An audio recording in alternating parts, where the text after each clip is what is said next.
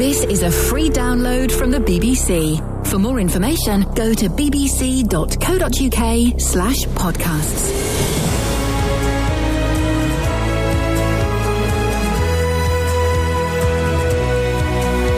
Hello, dear listener. Welcome and indeed well done. Congratulations and salutations for downloading this, the latest episode of the Iain Lee BBC Three Counties podcast. I say the latest. The way this thing works, you could be listening in the year 2039. This could be just one of the very, very early ones, as this show will no doubt run for years and years and years.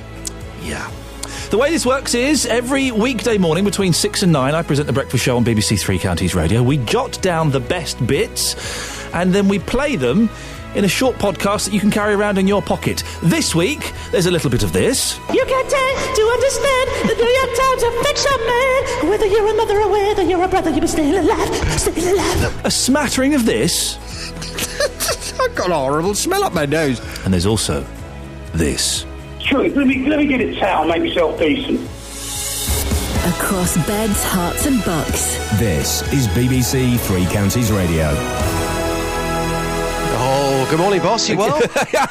I'm good. How are you doing, fella? Oh, do you know what? I'm doing absolutely fine. You come back from your holes, 2 weeks in the sunshine. Beautiful. Still as ghostly as ever, but it's good to see you. Well, I'm not a sun... how did I phrase it in the office? A sun worshipper. Yeah, I can tell. Like you are. The point of the holiday is not necessarily for me to get tan. It's for me to relax. It's for me to unwind. It's for me to spend quality time with my wife and children. Lovely. Yeah. Absolutely lovely. You should work for a holiday company. Well, do you know what I spent most of the holiday doing? I've now seen Toy Story 3 36 times. Really? 36 times. Did it improve on the 32nd time? Well, it didn't. It's a cracking film. It's my favourite of all the Toy Story movies. Yeah. And especially the bit when the toys, spoiler alert, the toys think they're going to die. Very emotional.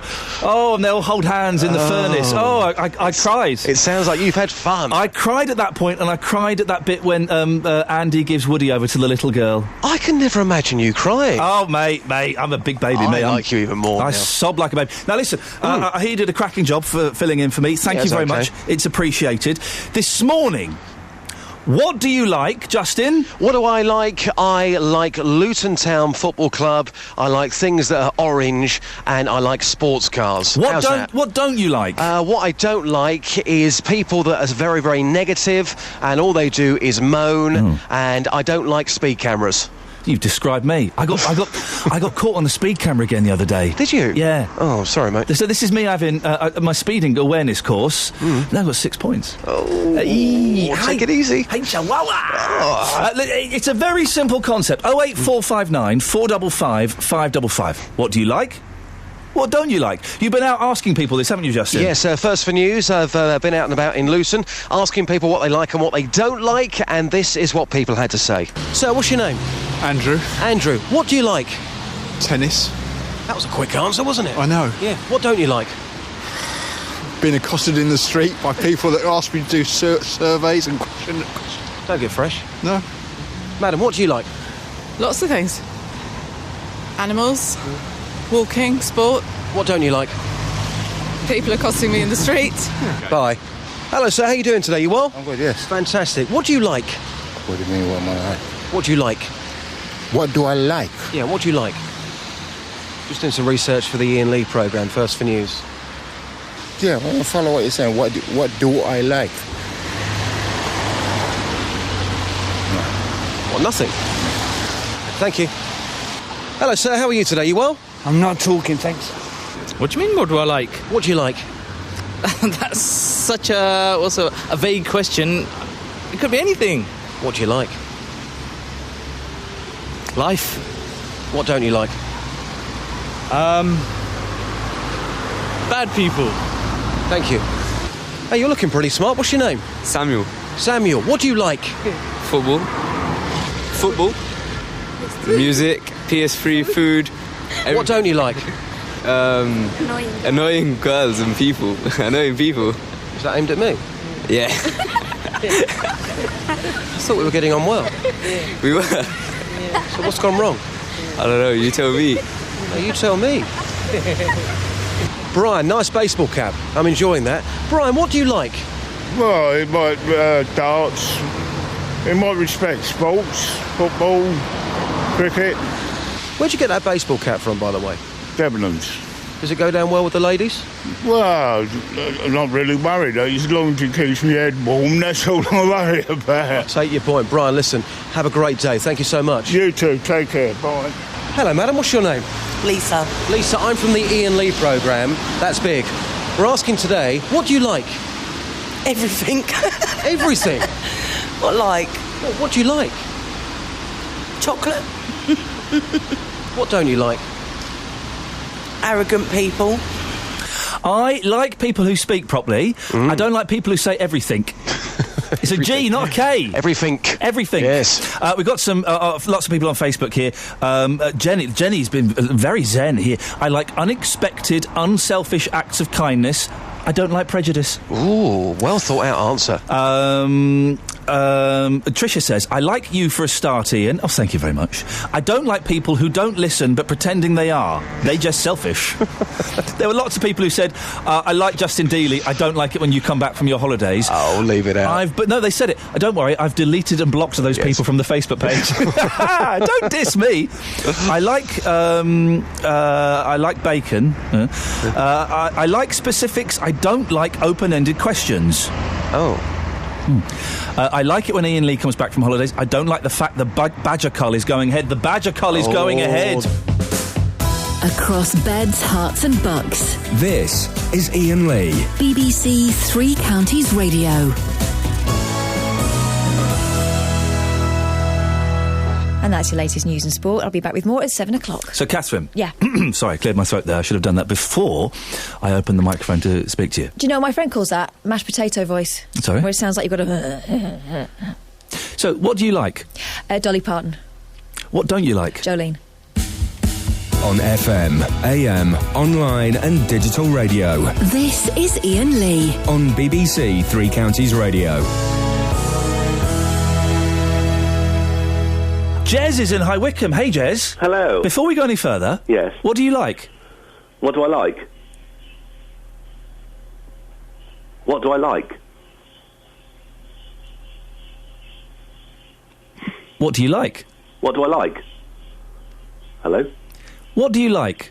What do I like? Curry-flavoured ice cream. What don't you like? What don't I like? What don't you like? Well, I like I like any sort of flavoured ice cream. No. What don't you like? What don't I like? What don't you like? Well, what generally speaking, or are we talking about just ice creams here? What don't you like?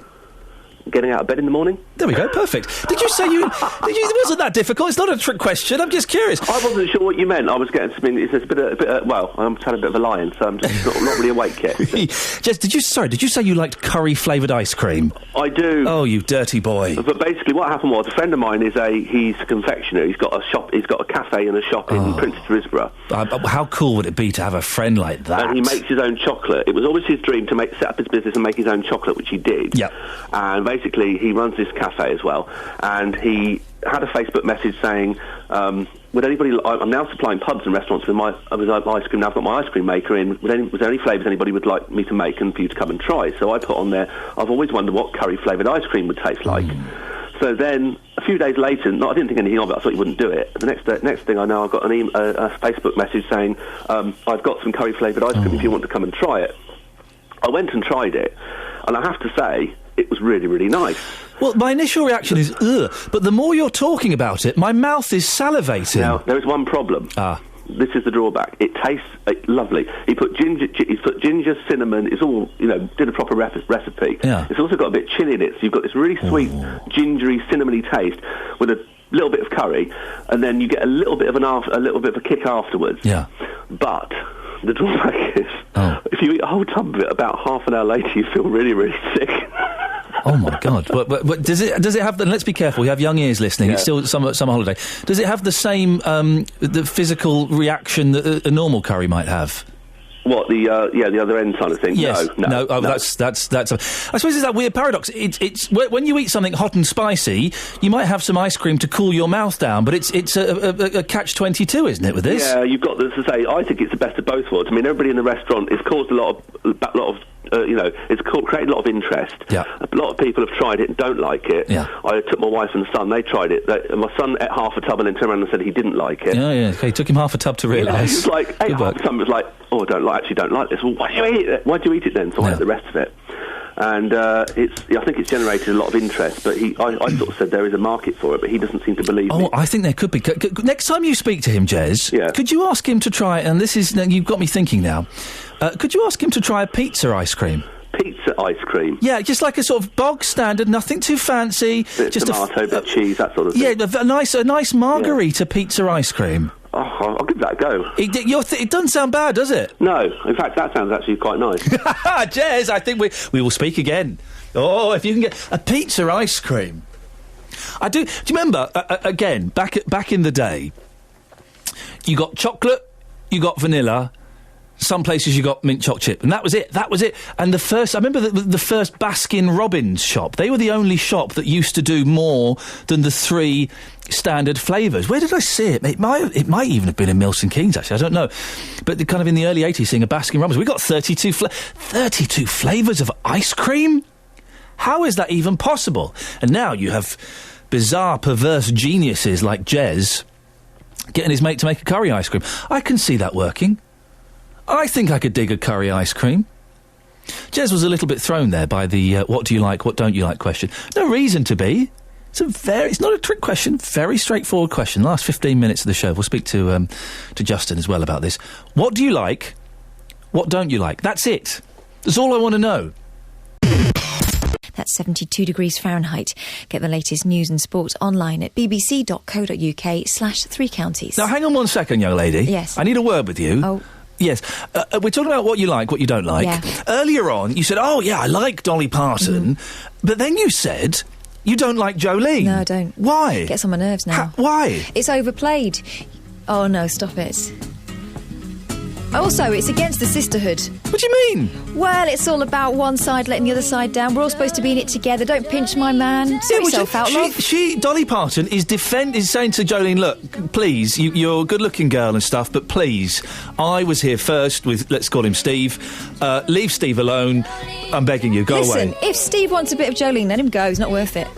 But sometimes, the men's eyes wander, and you've got to be reminded that you're going out with Dolly Parton. Well, exactly. I bet she's a nightmare to live with. I bet she's hard work. She's been married a very long time for someone in that industry. Yes. You know what Nashville's like, flipping heck. Yes. Do I? Yeah. What's it like? It's very, very that. Across beds, hearts and bucks. This is Iain Lee. BBC 3 Counties Radio. In Wednesday's papers, the chef Jamie Oliver called British youth wet behind the ears, saying that European immigrants are much tougher workers. Well, I wanted to know if you thought immigrant workers were tougher than British workers. Tony from Luton called in. Tony's in Luton. Morning, Tony. Hello. How are you? Yeah, I'm good, thank you. You're British, you're not a hard worker. I am a very hard worker. Oh. I'm very fed up with people knocking the British all the time. I've been working since I've left school. Must be tired. At the moment, I'm not at work. I'm off sick. Oh, but hang on a second, Tony. You're bunking off today. Not bunking off. Not feeling very good. But again, that's one of the. But you see, a Polish person would carry on regardless. They'd be there sweating through it. Yeah, but see, they haven't got protection, have they? They've been taken advantage of. Well, no, but that's the thing. Lots of people saying they're being taken advantage of, which they possibly are. But perhaps we're relying too much on the protection. Yeah, I think... You sound fit to me, Tony. Yes, I have ear problems at the moment. What do you do for a living? I work in a charity. OK, so you don't need ears for a charity? I do, because I'm on the phone a lot and I get dizzy spells. That was Tony from Luton. At least it wasn't Steve who called in and did a swear word. I wanted to put that in the podcast. It was vetoed. But it's probably still on BBC iPlayer. Go and check it out. What day was it, Ollie? Wednesday. Yeah. About 7:20. OK. It's a very naughty swear word. On FM, AM, online and digital radio. This is Iain Lee. On BBC 3 Counties Radio. Justin Dealey. Morning, boss. You should see the evil stares I'm getting. Oh, really? Through a haze of hangover. Oh. Justin, are you in a box or something? I don't know quite what's happening. Can you hear me okay? Well, sort of. I think you've got... Have you got the right microphone on? Yes, I've got the right microphone on. Then why does it sound like you haven't got the right microphone on? I don't know. Shall I try and change the mics over? Try and change the mics over. How does that sound? Well, it sounds like you've got the right microphone, you muppets. We've got about 3 or 4 microphones in this car. It's all very nice, isn't it? It's a basic one, Justin. Yes. You well, boss? I'm very, very well. I heard that. I heard a trailer for this show with you. Yeah, I know. Do your serious voice. I like it. Yes, we've had some incredible stories on the Iain Lee programme, and I'm standing in for him, and he's been away for 2 weeks, and he's come back with this belting phone in. What do you like and what don't you like? I've decided I'm going to raise the standards on this show, and tomorrow I'm going to send you out to talk about bees. Oh, bees! I'm looking forward to that. It's a good one. Yep. So, Justin, what do people like and what don't they like? Well, personally, I like radio, I like ribeye steak, I like Coronation Street, and I like Luton Town. What I don't like is moany, negative people, and we hear from them every single day, don't we? People have always got something to moan about. Why moan? Are you having a dig at me? No, not you. It is a veiled dig at me, isn't it? It's not today. You've come in and you're uplifting. I am. Yeah. You're slightly more tanned up than usual. Yes, still pale, but slightly more tanned up. You're certainly uplifting. So I've been out into the streets today, asking people what they like and what they don't like, and this is what people had to say. What do I like? Well, anything really. Well, sport, anything. What don't you like? Eh? Rugby, that's the worst one. Oh, I know. That's brute force and ignorance, I think. Hey, good morning, madam. Happy Tuesday. Are you well? Yes, thank you. What do you like? As in what? What do you like? Football. Eating. What don't you like? People who ask me strange questions in the morning. Oh, I thought we were getting on well. I thought we could be friends. No, I don't think so. Thanks. Okay. Hello, sir. How are you today? You well? I'm not talking, thanks. What do you mean, what do I like? Ashley, what do you like? I like life, I like job, I like everything. What don't you like? I hate crime. I don't like crime. People stealing or killing people, I don't like this. Hey, good morning, sir. Do you speak English? Sometimes. Fantastic. What do you like? What do I like? Job. Pete, you going to Tenerife, Raff? You looking forward to it? Oh, yes, of course. What do you like? Going abroad, yeah. What don't you like? Living in England. Are you going to move away from this country, then? We're on the process of doing it. Cheap fags and cheap beer. Lovely stripy top. What do you like? I'm sorry. What do you like? I like driving. You like driving? Yeah. What don't you like? What? What don't you like? Don't like? Yeah. I don't like eating sweets. Eating sweets? Yeah. Why not sweets? They're delicious. I don't. They're tasty. They make you feel good. No, I don't give you a like buzz. the taste. You don't like the taste? Yeah. Wow. I bet you were fun as a kid, weren't you? Yes. I have fun when I was kid. Music, I suppose. Soul music and stuff come like on, that. I love soul music. Come on, your favourite soul artist? Going back to the 80s, Loose Ends, I suppose. Oh, Hanging on a String. Yeah. Fantastic song. What don't you like? New Direction. One Direction, you mean? Yeah, well, there you go. That's just shows how much I know about them, doesn't it? You okay? Dealey, Yeah. you can have the rest of the week off. What have I done? You have just made a masterpiece. Why? You ain't never going to beat that. That was what we're all. I can see JVS, producer Tara, Kelly Bates. We're all sat here just laughing away. These were genuine views. How can that fella not like sweets? I know. Sweets? Apparently, when he was young, he was fun as a kid. So he says. You've made the podcast twice this week. It's only Tuesday. Well, it's good to see you back, and I think we are going to be doing more of this sort of stuff, aren't we? So some odd questions, but that wasn't a trick question. That was a genuine question. You said to me last week, here's the idea, go out, talk to people. There was no tricks in there. It was simply what do you like and what don't you like. I think sometimes with our questions we aim too high. Nice, simple, judging by audience, perhaps we need to aim a little lower. Nice, simple, straightforward questions. Justin, it's a pleasure to be back with you, sir. I'll speak to you tomorrow. Cheers, Ian. Ta-ta, there we go. Well, that's wonderful stuff. I really do think he struck gold there. That's his masterpiece. He ain't going to beat that this week. On Tuesday, we talked about new research which says that our kids are spending too much time in front of screens. Who'd have guessed it? Well, I wanted to know if you could get rid of your TV, and if you only had 1 hour of TV a week, what would you watch? April's in Luton. Good morning, April. Good morning. You've got an hour of TV a week to watch. Yeah. What would you watch? Oh, something on BBC4 probably. Oh, for goodness sakes. Is that still going? Yeah. You want to watch a programme about an 18th century mill? Or a German composer? Really? Or something about science or maths, yeah. Oh, for goodness. A TV programme about maths? I know, they're cool, aren't they? No!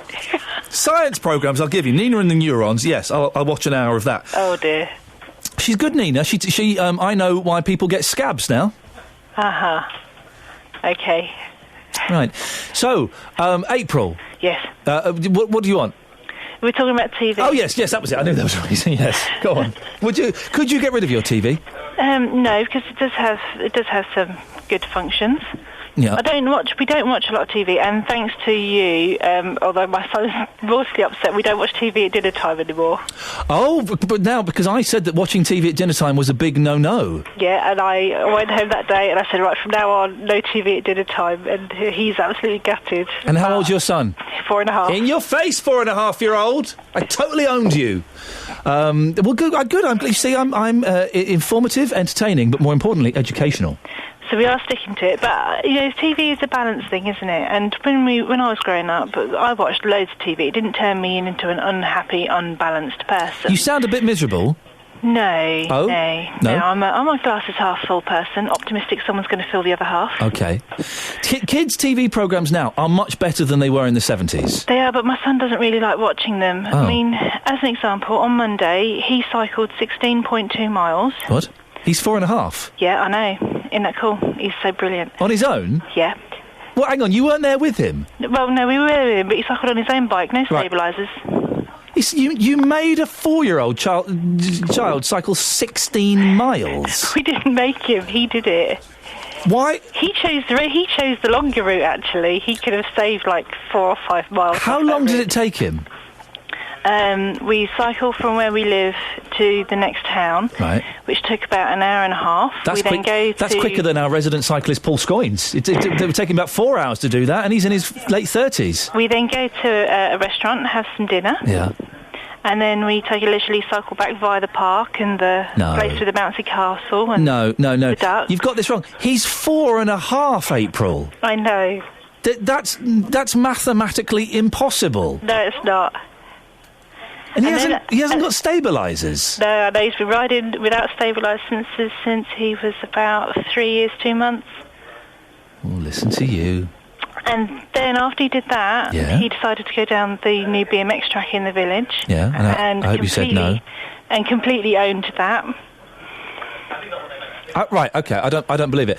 I don't believe it. I'll send you the YouTube video. Yeah, have you sent it to me? I have. Where did you send it to? My email? Yes. All right, hang on a second. Let's. No, you've sent me the TV Society. No. Yeah. Was it? Yeah. No. Yeah. No. Yeah. I'm looking at the email I sent you. No, I'm gonna have a look. Iain. That's me. Hi, nice to meet you. Hang on, my computer. I will have a look at it. My computer is doing what it always does, i.e. not working. Okay, That's I will have a look at it. But so he went down there, and then after that, he decided he'd go have a rest, and so then he went inside and watched Star Trek on TV. Lazy little so-and-so. What a lazy little sausage you've got. Naughty. April, I will have a look at that video. My computer is, of course, being... it says the content is currently unavailable. Oh. Well, that's 2 minutes of exciting radio we're never going to get back. April, lovely. It's nice to talk to you. Well done. I'll speak to you again soon. No problem. Thank you very much indeed. I'm sure she will send that video and we'll have a look. 4.5, riding 16 miles? No. There's something not right about that. And that's your latest news and sport. I'll be back with more at 7 o'clock. I'm going to take a caller, Catherine. Right. And then I'm going to play a Bee Gees song. Yes. It's a brilliant song. I've got to get a message to you. I like that one. It's a good one. It's about a bloke who's going to be hung.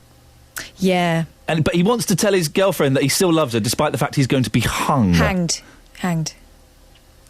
So while I'm playing that, I want you to just imagine... I want you to just imagine the front cover of that Bee Gees book that I've lent you, OK? Oh, particularly that special portion. Call 08459 455 555. BBC Three Counties Radio. Very naughty, but there is a cracking new Bee Gees biography out. It's brilliant. It really is a good read. Go and look at the front cover. Those trousers are very, very tight. Very, very tight. Hospital food. Is it any good? Richard's in Winslow. Richard, have you had hospital food? Oh, blimey. Hello. Richard, it sounds like you've fallen down the toilet. Are you okay? Oh, God. No, I've just got out of the shower and I've turned it off. It went freezing cold and froze my assets. Oh, my word. Are you... It's true. Let me get a towel, make myself decent. I've got to ask you a question, Richard. I really don't want to hear the answer to. Are you naked now? Well, having just got out of the shower, I always have a shower once a month, whether or not I need it. I don't tend to wear the clothes in the shower, so I'll leave that one to you. Thanks very much. Yes, right. I think I might need to go to hospital after this. Hospital food, Richard. Don't go to Northampton, Milton Keynes, Stoke Mandeville, High Wycombe, because the food is at best average. In fact, the only food that's any good is in Harefield. I was in there the other Christmas, and we got a lovely Christmas lunch, proper roast potatoes, loads of turkey, and we even had a glass of sparkling wine in a plastic cup. And Carol sing, it's very nice too. Richard. Yes. Chipolata. Don't be disgusting. Thank you very much. Yeah, continue. It's the cold weather. It's even on one occasion in High Wycombe when they served the toast cold. I said, why can't we have hot toast? They said, we can't put it in the machine in the wall because it sets the fire alarms off. And Englishman's right to have hot toast in the morning. Richard, hang on a second. I've just remembered who you are. Haven't I banned you from calling in? Probably. Get off. On FM, AM, online and digital radio. This is Iain Lee. On BBC Three Counties Radio.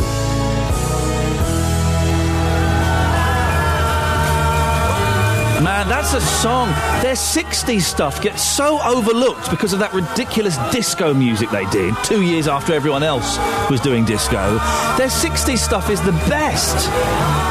New York mining disaster, Massachusetts, and I've got to get a message to you. Man, there's a song. Dealey, which period Bee Gees do you prefer? 70s. Sorry, disco. You like all that silly... You could tell by the way I use my walk and a woman's way. No time for talk. You can dance and you can dive and it's all over time and it's alright. It's okay. You can look the other way. We can try to understand. You actually sound like the Bee Gees. That's incredible. I am. Wow. Anyone can do that, though. No, they can't. It's not good singing. Listen, the 60s stuff was great. The tracks that you mentioned were great. But the 70s stuff as well, they took it on, didn't they? Yeah, 2 years after everyone else had dropped it off. It doesn't matter, though, because anyone could go, you can take to understand the New York Times affects a man. Whether you're a mother or whether you're a brother, you must stay alive. Stay alive. Well, based on that evidence, maybe not everybody can. Now, back in July, our reporter, Paul Scoynes, covered a story about an incredible incident in Milton Keynes. Part of a loose road sliced through the bottom of a bus that was driving over it, injuring an elderly passenger, breaking both of her ankles. Let's just remind ourselves of what Paul Scoynes... Oh, hang on a second. Here it is. Sorry. Let's just remind ourselves of what Paul Scoynes had to say.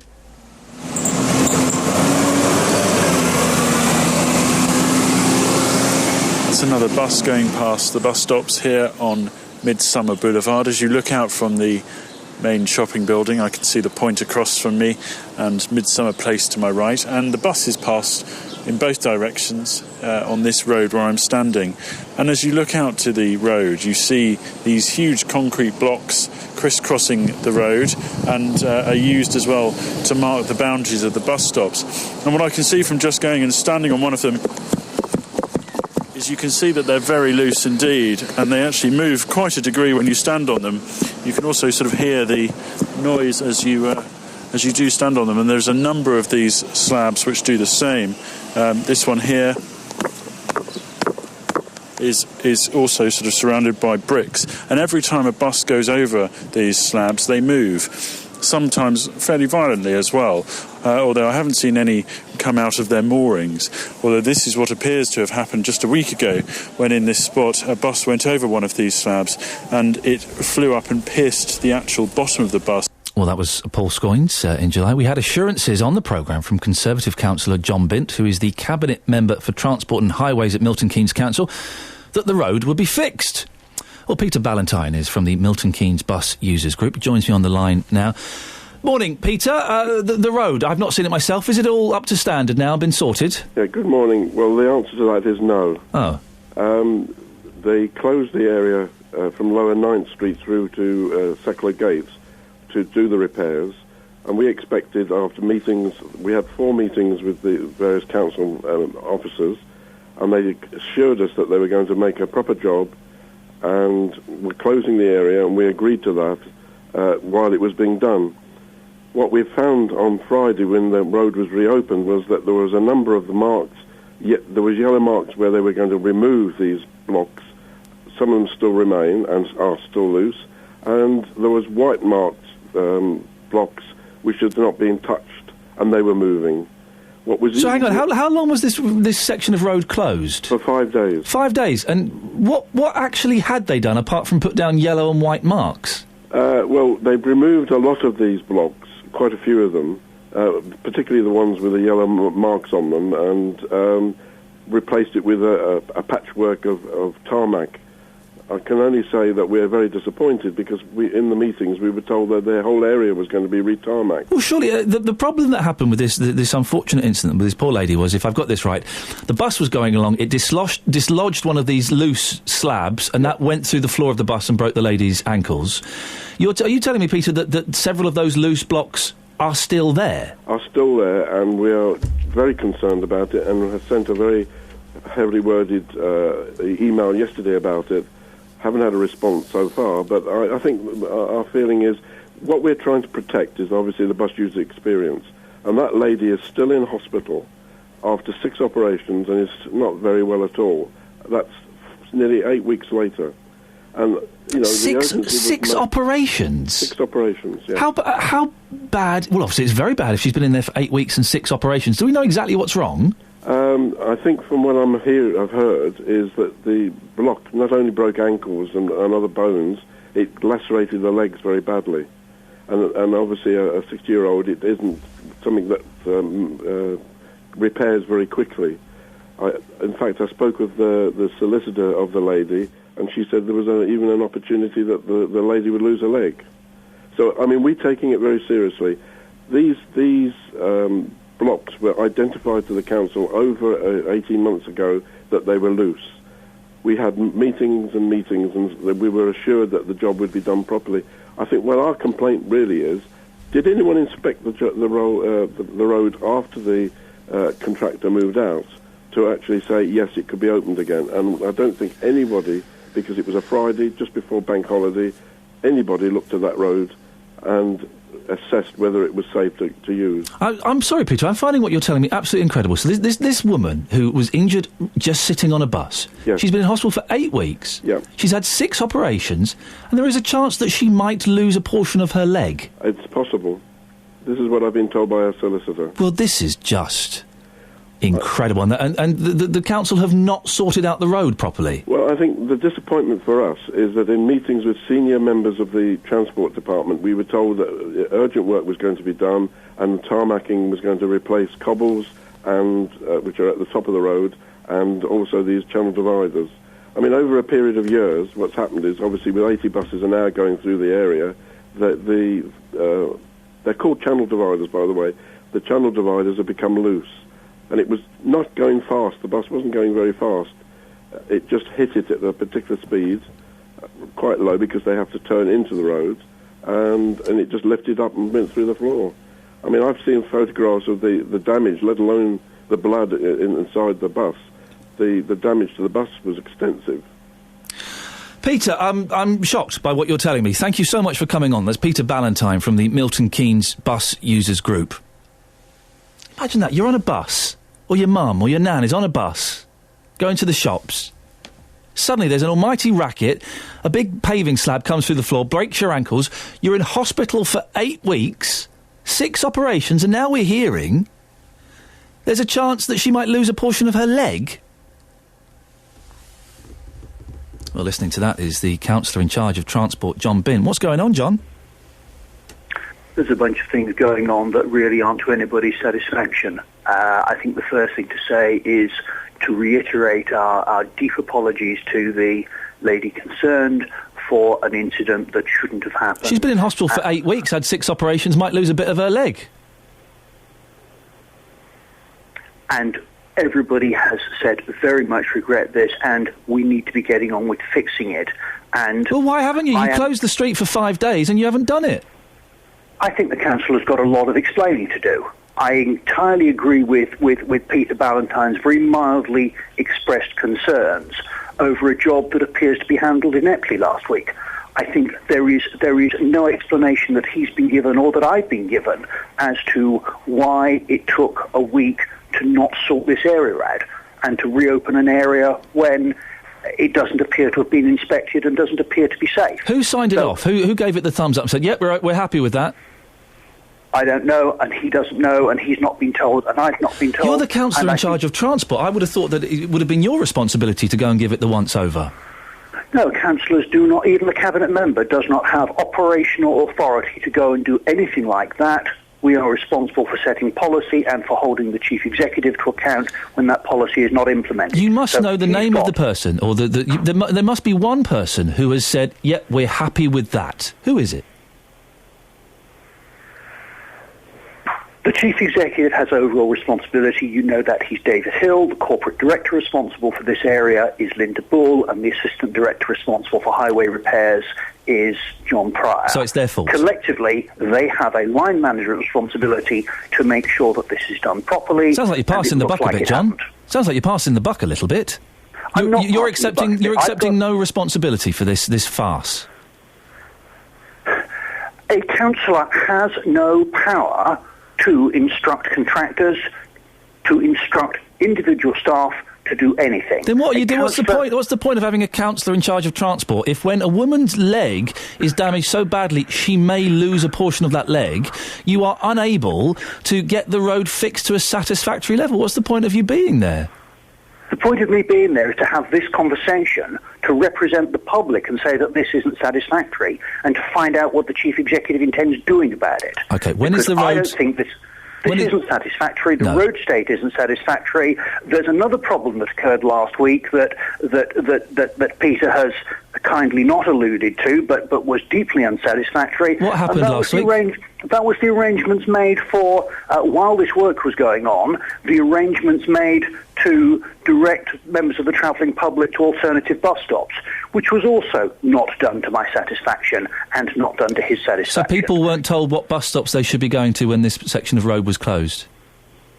There was a little information and it wasn't acceptable. So so this has been a complete cock-up in terms of getting the road fixed and how the public were treated. When is the road going to be fixed properly? I need to have a conversation with the chief executive, the corporate director and the assistant director, and that's due to happen shortly this week, to find out who's in charge of this and what's going on and when they're going to fix it. You don't know who's... I'm scratching my head that you don't know who's in charge of this. Well, I do know who's in charge. It's a complete management hierarchy. Well, what I don't know is which particular point in that hierarchy should have done this.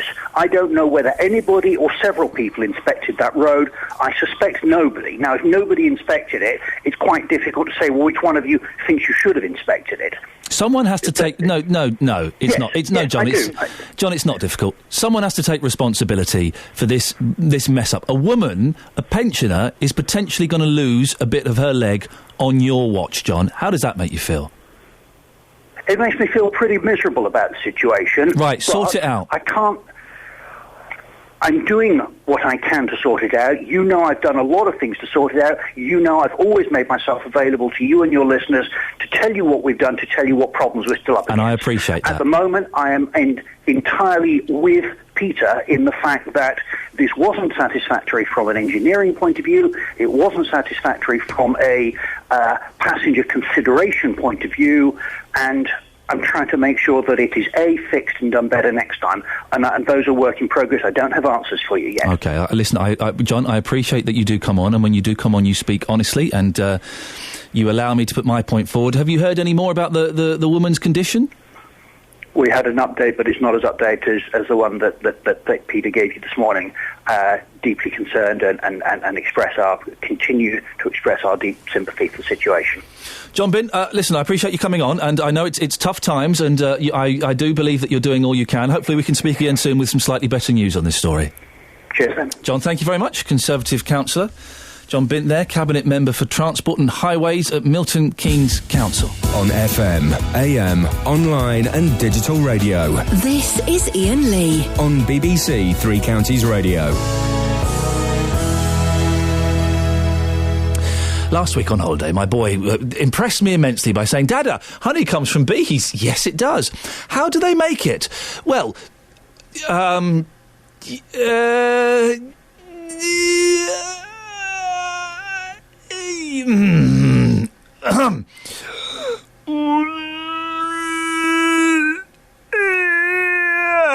turns out I don't know. And I wondered, did anybody know how those cunning bees made that sweet, sweet honey? Justin Dealey has been out and about this morning. Good morning, Justin. Hello, Ian. The reason I'm so excited by bees, my little boy on holiday said, "Dada, honey comes from bees." Yes. How do they make it? Well, what they do is they get the pollen... Yeah, carry on. And I had no idea how honey was made. It's a tricky question. It's something we think we all know, but we haven't got a clue. Absolutely. You've been asking people this, haven't you? Yes, I've been out the streets of Luton asking people where honey comes from, you know, the obvious answer, but then, of course, the big question, how is it made? The big question. Some fascinating answers. Just take a listen to this. I think you might enjoy this. Thomas, where does honey come from? It's actually the spit from bumblebees. Yes. How do you know that? I've got a friend who's, what do they call them? A bee expert? That's it, a bee expert, yeah. The bees. How do they make it? I haven't got a clue. In the honeycomb, I presume. Where does honey come from? Sunderland Park. Comes from Sunderland Park? Yeah. A bee. How do they make it? I think it's already been made, isn't it? There's not too much to it, really, you know what I mean? I think it's already been made. It's already been made? Yeah, that means it's already been like, it's already sweet. You know, I don't think there's nothing you've got to do to it. Where does honey come from? Honey? Honey, yeah. From bees, yes. Now, how do they make it, though? Oh, just a minute. I think, well, it has to have a certain comb, and then when, squeeze it, the honey out, or something like that. So the bees start squeezing each other? No. The bees has to lay his nest before somebody could take it out from it. I actually doesn't know how, you know. Yeah, I've got to go now. Yes. All right. Quite enjoying the conversation. Is it? I've got to go now. Are you sure? Yes. Sorry. One more question? Yes, well... I've forgotten, sorry.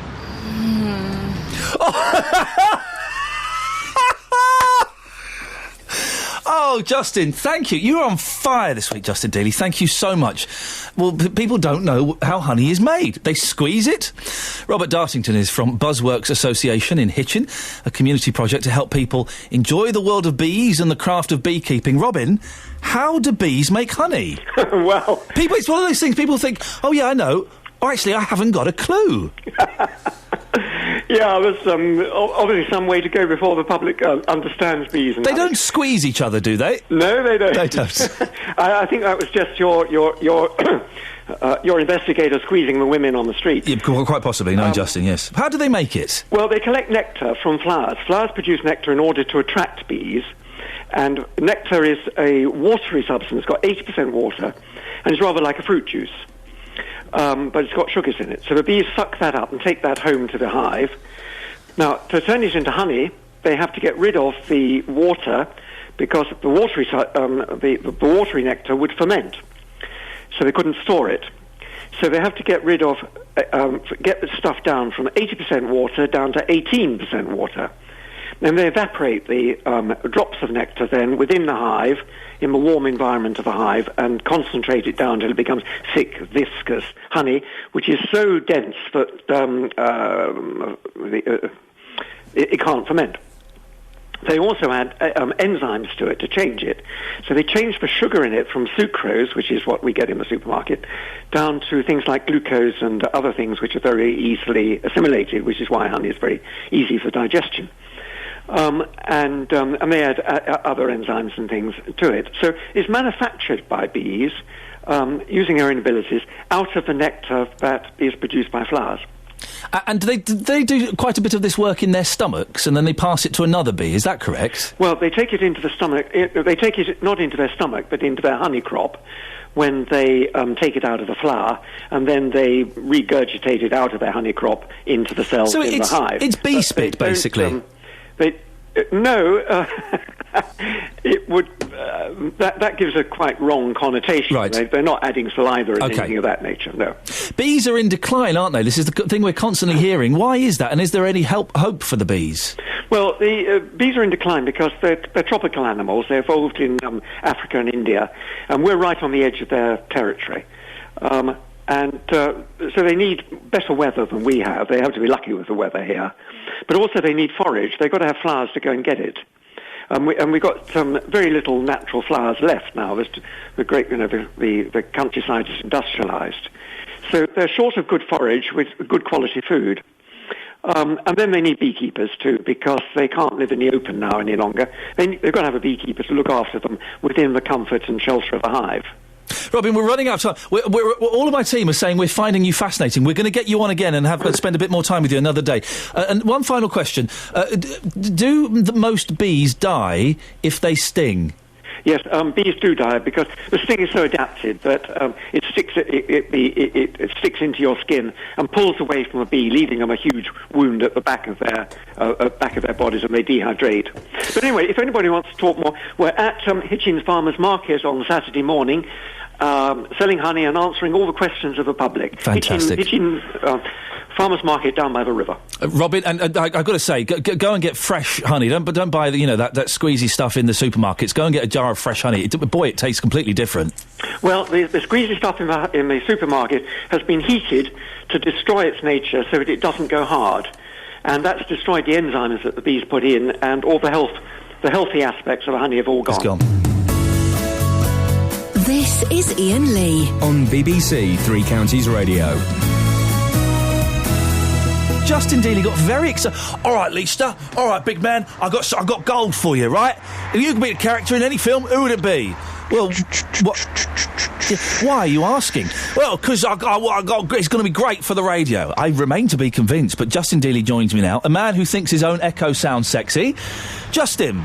All right, Ian. Yes. You well? I'm very, very well. Why did this spring into your strange, dark mind? I'll tell you why, yesterday we were talking about Michael Douglas, weren't we? And some of the things which he gets up to. And we were talking about his relationship with Catherine Zeta-Jones. Very delicately put. Yes, exactly. That's what she said, yes. Sadly, that's come to an end. And I was saying, John, Michael Douglas, what an absolute legend. When I think about some of his film characters, Nick Curran in Basic Instinct, we had Gordon Gekko in Wall Street. Yes. I want to be that man. I want to be Michael Douglas. I want to be his film characters. Well, no, hang on a second. Hang on. We're not talking about the actors. We're specifically talking about the film characters. You can only pick one. Yep. Which one are you going to pick? I'm going to go for Nick Curran because as a detective, he was fantastic and he had the best leather jacket I've ever seen in the whole of my life in Basic Instinct. No, I've not seen Basic Instinct. Is it? I'm aware of the famous legs crossing scene. Is it just because you want to be there? Quite possibly. I'd be Willy Wonka. Would you? Why? Yeah, because, it's magical. It's magical. The interaction with the children, he's got a chocolate river! Well, that's true. He's got a chocolate river and a big fat German kid falls into it. You see, already two completely different fantasies. Straight away. Yeah, you've actually been using the BBC dollar to go out and speak to people about this. Yes, first for news, I've been asking people if they could be any film character from any film, who would they be and why? Some fascinating answers. Take a listen to this. From any film? You could be any film character you want to. Batman, Superman, James Bond, who would it be? Probably Tom Cruise in Mission Impossible. Yeah? Do something daring, yeah. Probably Scooby-Doo. Scooby-Doo? Yeah, because he gets to run around on adventures and eat treats all day. Well, that's a cracking answer. Anybody else? Probably a villain, a really evil villain. Light and shade, Scooby-Doo and a villain? Yeah. So, what's your favourite film of all time? I don't know. Putting you right on the spot there. Yeah, you are. Boys in the Hood. Boys in the Hood? Yeah. OK, bit of a bad boy, are you? Yeah. Well, no, but I like the film. OK. If you could be any film character, in any film, who would it be? What's his name in that film? What women think. You know, you think what goes through women's minds, and be one of them to know what women actually think and see what goes through their minds for a day. Would you really want to know, though? Yeah, I would. Oh, it'd be John Wayne. Oh, what film? The Rio Grande. Just a great character. Took over the film. Larger-than-life personality. Yeah, Jason Bourne, yeah. So you wouldn't fancy being Shirley Valentine or something like that? No. Jason Bourne, so you could be a bit out there, a bit weird, a bit wacky, a bit sci-fi? Yes, definitely, yeah. Very exciting life. What's your name, young man? Thomas. Thomas, how old are you? 9. Who would you like to be? James Bond. Tell me why. Because he's in a lot of action films and I like guns and war and stuff like that, so... That's a bit of a concerning answer for a 9-year-old child. So we're talking movies today. What's your favourite film, first of all? Midnight Express. Oh, what a fantastic film. Brutal, but brilliant. I want to know, if you could be any film character from any film, who would it be? Shrek. Yeah, why not? Why would you like to be green? Why not? Moving on from a 9-year-old saying they love guns and war, because there are issues there. Yep. Interesting that someone mentioned the science fiction film Jason Bourne. Yes. Yeah. So I'm just wondering what bit of that film was science fiction. Well, do you know what? I've never seen the film.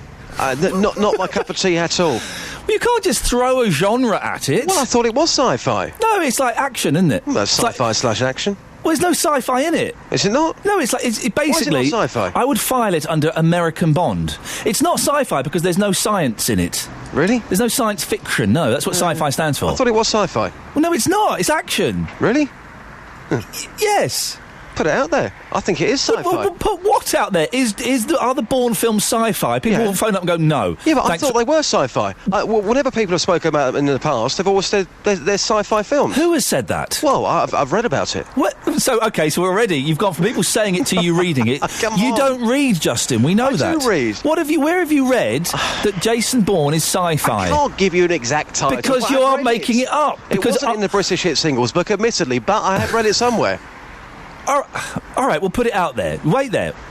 08459 455 555. Is there anybody listening to this who agrees with Justin Dealey that the Bourne films are science fiction? Phone lines are going mad? No, just give them 20 seconds. Okay. I thought they were, but forgive me if I'm wrong. You've apparently read it somewhere. Yeah. So it must be true. Oh, there's a phone that's ringing.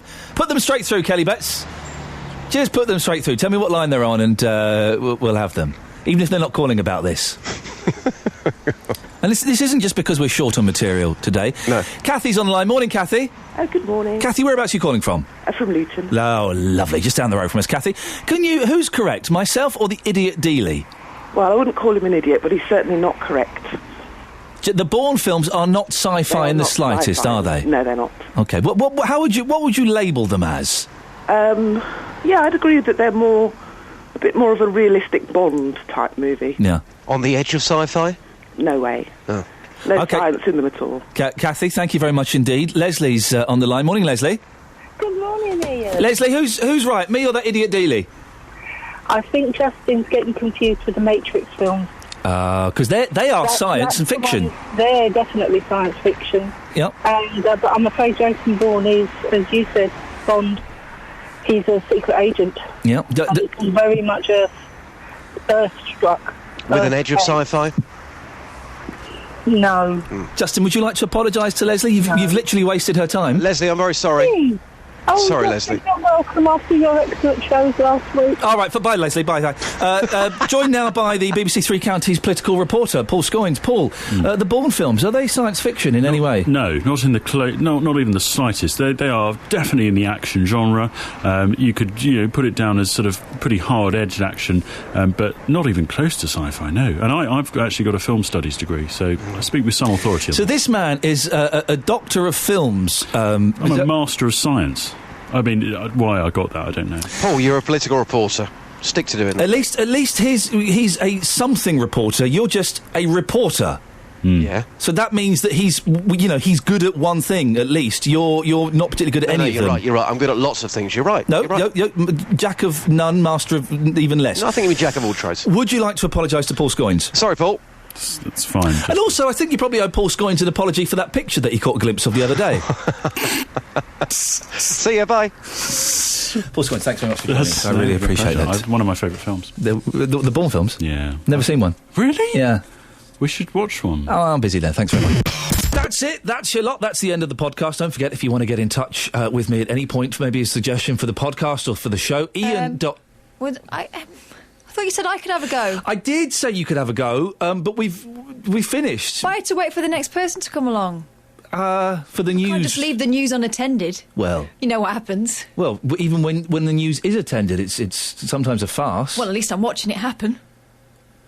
iainlee at bbc.co.uk. If you're a musical act, we have musical acts on Friday. I said, do you want to come down? I'm so disappointed.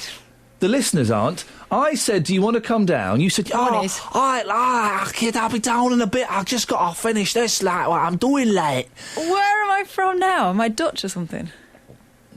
Are you not? What was that? Are you not Dutch? No. I got my girls a loud mug and I'm like dead clarty. What? I am not clarty. If you're a musical act, something a little bit different, a bit unusual, I don't want three blokes strumming a guitar singing about how a girl called Louise broke their heart. If you're something different... Well, they might be really good. I wouldn't rule them out. You know we're hard up. Carry on. iainlee at bbc.co.uk. iain.lee at bbc.co.uk. The show goes out weekday mornings between 6 and 9 on BBC Three Counties Radio. That's it. Goodbye. You just embarrassed yourself.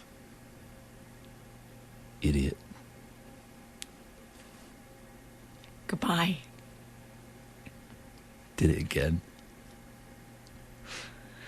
See you next time. Thanks for listening to this free download from BBC Three Counties Radio, your local radio station for beds, hearts and bucks, on FM, AM, digital radio and online at bbc.co.uk/3counties.